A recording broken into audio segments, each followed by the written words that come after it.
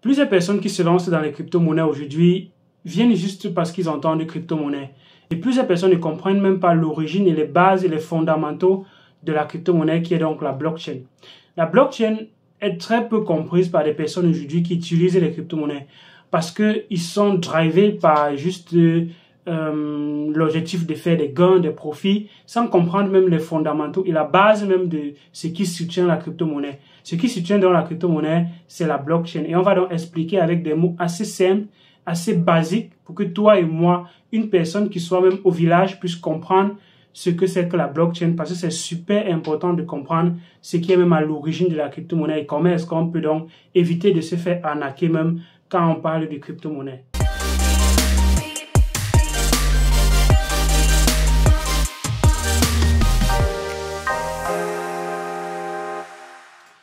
Salut, moi c'est Visconjo, bienvenue sur ma chaîne. Ici on parle majoritairement de crypto-monnaie.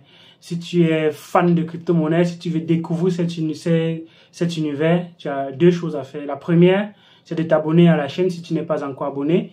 Et la deuxième, c'est d'activer la cloche de notification si tu ne l'as pas encore fait.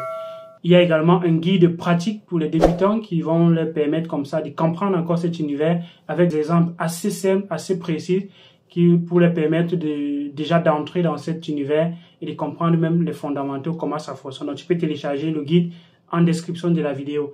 En description de la vidéo également, tu vas trouver le lien de mon calendrier. Si tu veux aller un peu plus rapidement dans cet univers et que tu n'as pas le temps comme ça d'apprendre step by step et que tu voudrais aller un peu plus vite, tu peux prendre rendez-vous et on va se retrouver de l'autre côté pour discuter par rapport à la crypto-monnaie. Donc, également, tu nous rejoins dans notre groupe Telegram où on échange majoritairement par rapport à la crypto-monnaie. Donc, ça permet de ne pas se sentir seul. Ça permet également, quand on n'a pas de vidéos, de poser des questions. Et les personnes comme ça dans le groupe sont très actives et vont te répondre au fur et à mesure que les gens seront disponibles. Et moi également, je passe de temps en temps pour répondre aux questions que j'ai trouvé, les gens n'ont pas eu les réponses. Donc, pour comprendre le fonctionnement de la blockchain, on va prendre un exemple très concret qui va faire en sorte que tu comprennes même exactement comment est-ce que la blockchain fonctionne et comment est-ce que la crypto-monnaie en général fonctionne. Donc, dans le cas de figure, on va voyager un peu. On va aller dans un petit village. Et dans ce petit village-là, les gens utilisent des cauris comme monnaie. Donc, dans ce village, quand on voit un cauris, on ne sait pas à qui ça appartient. Donc, pour que quelqu'un possède le cauris, il faudrait que la personne l'ait avec lui, donc avec elle. Donc, chacun a ses cauris chez lui. Mais à un moment donné, comment est-ce qu'on fait pour savoir que telle ou telle autre personne a des cauris? Et que quand une personne maintenant veut envoyer les cauris à une autre personne, pour savoir que telle ou telle autre personne n'a plus telle quantité de cauris, la personne va donc se placer au centre du village. Donc, c'est un petit village.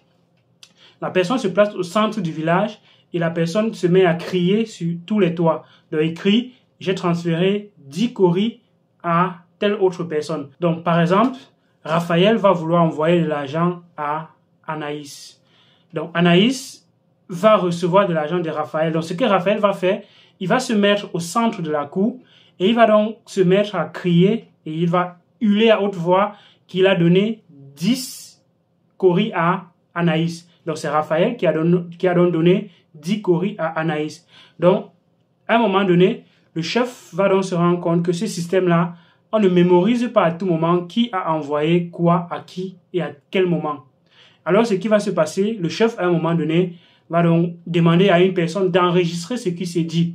Parce qu'on a notre mémoire, au bout d'un certain temps, ne va pas stocker les informations. On peut retenir pendant une très courte période que Raphaël a envoyé 10 à Anaïs. Mais après un certain temps, quand Anaïs va envoyer 10 à peut-être Rémi et que Rémi va envoyer 15 à tel, donc il sera difficile de retenir tout cela. Donc, ce qui va se passer, le chef va donc demander à quelqu'un d'enregistrer cette transaction-là et de faire donc un registre. Et c'est donc ce qu'on va appeler le banquier. Donc, le banquier, lui, il est là pour enregistrer donc les transactions qui sont à être faites. Quand Rémi veut envoyer l'argent à Alice, il va devant le banquier vérifie que Rémi a ce qu'il veut envoyer et Alice, effectivement, quand c'est confirmé que Rémi a, il enregistre la transaction et après les cryptos sont remis comme ça à Alice. Donc, après un certain temps, tout fonctionne très bien, mais on se rend compte de quelque chose de bizarre. La première chose de bizarre, c'est que quand le banquier n'est pas là, on ne peut pas faire de transactions. Deuxièmement, quand le banquier fait des transactions, il prend des frais de transaction. Donc, et on constate que le banquier devient de plus en plus riche. Il devient même plus riche que des personnes qui ont effectivement les coris. Parce qu'il va peut-être prendre un cori pour enregistrer une transaction de peut-être 100 coris. Vous voyez? Et alors, il va comme ça collectionner les coris au fur et à mesure. Et après, il va devenir très, très riche. Donc, ça, c'est déjà deux problèmes. Le troisième problème, c'est le fait que, à un moment donné, on ne peut pas envoyer n'importe quelle quantité de coris à n'importe qui à un moment donné, parce que le banquier va se dire, non, le montant que vous voulez envoyer est très, très élevé. Et alors, dans le registre, on ne peut enregistrer que les transactions allant jusqu'à tel montant par jour parce que le chef a décidé de cette façon. Donc, ça crée donc la panique au village, ça crée la frustration au village et les gens se mettent donc à la cour et ils vont donc voir le chef. Le chef décide donc à cet instant que tout le monde va devenir banquier. Comment est-ce que tout le monde peut devenir banquier? C'est tout le monde a un registre. Et ce registre-là qui est détenu par tout le monde, les transactions vont se faire comme ça se faisait avant. Donc, quand Rémi veut faire la transaction à Alice, ce qui va donc se passer, il va aller donc au centre du village et il va annoncer la transaction. Et comme il annonce la transaction, des personnes vont donc vérifier qu'il a effectivement le montant qu'il veut transférer. Et quand on vérifie tout cela et on vérifie que oui, il peut transférer cela, alors tout le monde enregistre cela dans son propre registre. C'est là où tout le monde devient banquier. Parce que tout le monde va donc enregistrer cette transaction-là.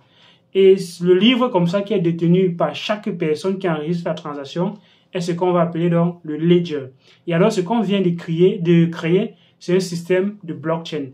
La blockchain, justement, c'est ce registre-là qui est distribué par qui est détenu par plusieurs personnes dans le réseau et qui est mis à jour de façon quasi instantanée et qui peut donc servir de garantie et qui enregistre les transactions au fur et à mesure les unes après les autres sans tiers de confiance parce que la confiance est garantie par le fait que plusieurs personnes ont la même chose au moment donné. Si à un moment donné, on veut corrompre la transaction de Rémi, on veut enregistrer que Rémi a envoyé moins, ce qui va se passer, il faudrait qu'on modifie le livre de la moitié du village.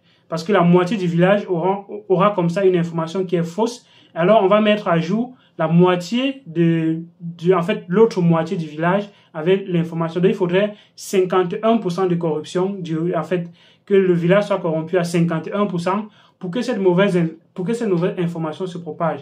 Donc, à défaut d'être ami avec tout le monde dans le village, il sera donc impossible de modifier cette transaction qui a déjà été faite. Et les gens commencent donc à aimer le système que le chef a donc mis sur pied.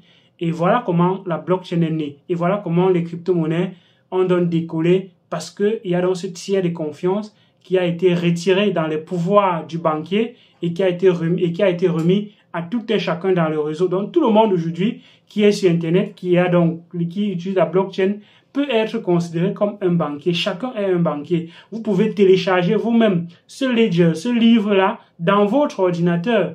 Et dès que vous l'avez, vous pouvez donc vérifier, valider les transactions, enregistrer, voir ce livre se mettre à jour comme ça, chaque fois qu'il y a des transactions dans le réseau. C'est donc la force de la blockchain et c'est la force qu'il y a derrière la crypto-monnaie. Donc j'espère que tu as déjà compris à l'heure actuelle comment est-ce que la blockchain a été créée, quels sont les buts même de la blockchain. Le but, c'est de résoudre les trois problèmes qu'on a énumérés tantôt. La disponibilité du banquier, la richesse du banquier, qui en fait, il crée sa richesse à partir de rien. Et le troisième problème, c'est donc la confiance et la disponibilité. Donc voilà ce que vient résoudre majoritairement la blockchain et voilà ce qui attire au maximum les personnes à développer des choses encore au-dessus de cette blockchain pour vraiment décentraliser ce pouvoir-là, le pouvoir de l'information, le pouvoir de l'argent, le pouvoir de l'assurance, le pouvoir de tout ce qui est centralisé veut comme ça être décentralisé en faisant que chacun puisse vraiment être entièrement participatif dans cet écosystème et tirer le plein potentiel et le plein bénéfice de ce que le monde a à nous offrir comme ça, que ce soit pas des personnes uniquement centrales qui bénéficient de cela. Donc, partage la vidéo. J'espère que tu as vraiment compris la blockchain et que tu vas également partager à d'autres personnes pour qu'ils puissent encore comprendre la blockchain. Donc, d'ici à là, porte-toi bien, rejoins-nous sur la chaîne, abonne-toi, like la vidéo et active la cloche de notification si tu ne l'as pas encore fait. À une prochaine vidéo où on va encore expliquer les choses un peu plus détaillées comme ça dans le monde des crypto-monnaies. Donc, ciao!